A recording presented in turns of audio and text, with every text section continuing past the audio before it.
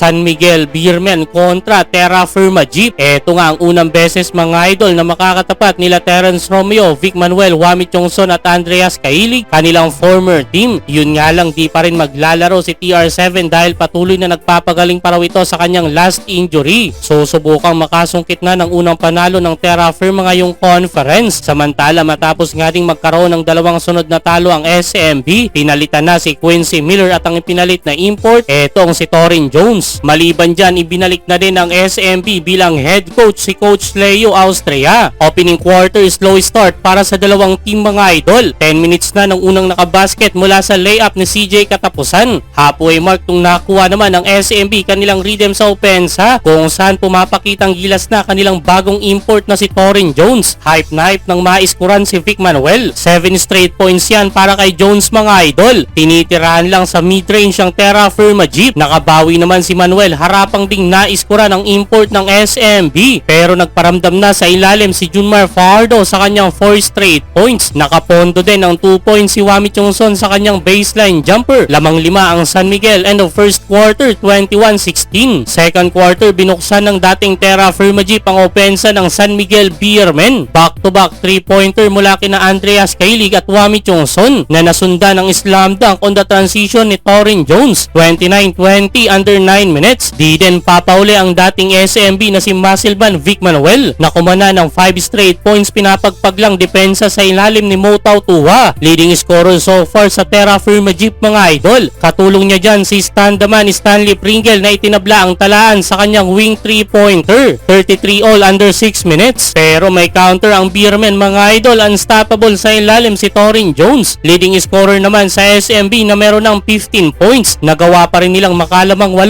end of second quarter, 47-39. Entering third quarter, nagparamdam na si CJ Perez sa SMB.